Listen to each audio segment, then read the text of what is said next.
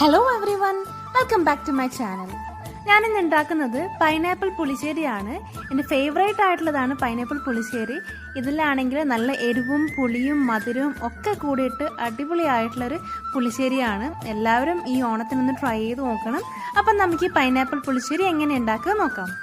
Pineapple പുളിശ്ശേരി ഉണ്ടാക്കാനായിട്ട് ഞാൻ 1/2 cup pineapple എടുത്തിട്ടുണ്ട്.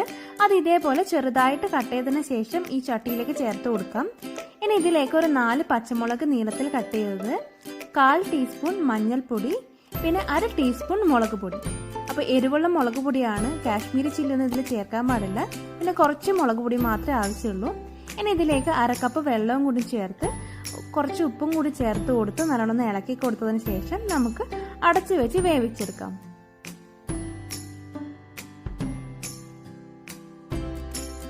ഈ പൈനാപ്പിൾ വേവുന്ന സമയം കൊണ്ട് നമുക്ക് ഇതിലേക്ക് അരപ്പ് റെഡിയാക്കണം. അപ്പോൾ അതിനായിട്ട് ഞാൻ 1/2 കപ്പ് തേങ്ങ എടുത്തിട്ടുണ്ട്. അതൊരു മിക്സി ജാറിലേക്ക് ചേർത്ത് കൊടുക്കാം. ഇതിലേക്ക് 1/2 ടീസ്പൂൺ ജീരകം ചേർത്ത് കൊടുക്കാം. അപ്പം ഞാൻ ഇതിലേക്ക് ചെറിയ ജീരകമാണ് ചേർത്ത് കൊടുത്തിട്ടുള്ളത്. ഞാൻ നല്ലോണം നൈസായിട്ട് അരച്ചെടുത്ത് കൊണ്ടുവരാം. പുളിശ്ശേരിയിലൊക്കെ തേങ്ങ അരക്കുമ്പോൾ നല്ലോണം അരക്കണം. നമ്മൾ ജസ്റ്റ് ക്രഷ് ചെയ്താലൊന്നും മതിയാവില്ല, നല്ല നൈസായിട്ട് അരച്ചെടുത്ത് കൊണ്ടുവരണം. അപ്പം ഞാനിത് നല്ലോണം അരച്ചെടുത്തിട്ടുണ്ട്. നമുക്കിനി പൈനാപ്പിൾ വെന്തോ നോക്കാം.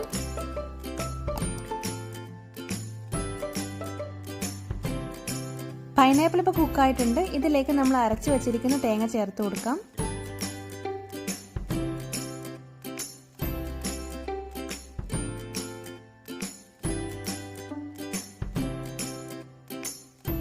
ഇതിൽ ചേർത്തിരിക്കുന്ന അരപ്പ് ഒന്ന് കുക്ക് ചെയ്തെടുക്കണം. അപ്പം അതിനായിട്ട് 2-3 മിനിറ്റ് നമുക്കൊന്ന് കവർ ചെയ്ത് കുക്ക് ചെയ്തെടുക്കാം.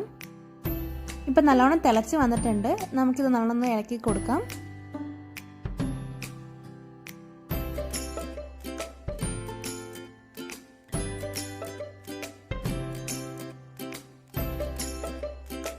ഇതിലേക്ക് തൈര് ചേർത്ത് കൊടുക്കാം. ഞാനിപ്പോൾ 1/2 കപ്പ് തൈരാണ് എടുത്തിരിക്കുന്നത്. അതൊരു ഫോർക്ക് വെച്ച് അതിൻ്റെ അകത്തുള്ള കട്ടകളൊക്കെ ഉടച്ചെടുത്തിട്ടുണ്ട്. ഇനി നല്ലോണം ഒന്ന് മിക്സ് ചെയ്തെടുക്കാം. തൈര് ചേർത്തതിന് ശേഷം നമ്മളിതൊന്ന് തിളപ്പിക്കാൻ പാടില്ല, അപ്പോൾ തൈര് പിരിഞ്ഞു പോകും. അപ്പോൾ ഒന്ന് ജസ്റ്റ് ഒന്ന് ചൂടാക്കിയാൽ മാത്രം മതി. അതിനുശേഷം നമുക്ക് ഗ്യാസ് ഓഫ് ചെയ്യാം.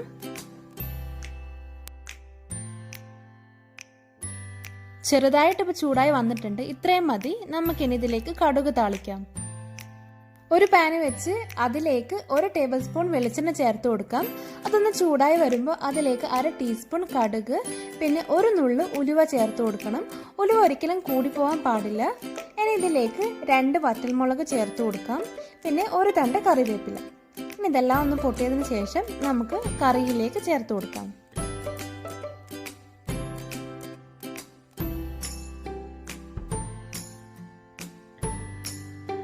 കടുക് താളിച്ച് ഒഴിച്ചതിന് ശേഷം എല്ലാം കൂടി ഒന്ന് മിക്സ് ചെയ്ത് കൊടുക്കാം. ഇത്രയേ ഉള്ളൂ നമ്മളെ പുളിശ്ശേരി. പെട്ടെന്ന് തന്നെ ഉണ്ടാക്കിയെടുക്കാൻ പറ്റുന്നതാണ്. പൈനാപ്പിൾ എപ്പോഴും എല്ലാവരുടെ വീട്ടിലും മോസ്റ്റ്ലി ഉണ്ടാവുന്നതാണ്. അപ്പോൾ എല്ലാവരും ഈ ഓണത്തിനൊന്ന് ട്രൈ ചെയ്ത് നോക്കണം.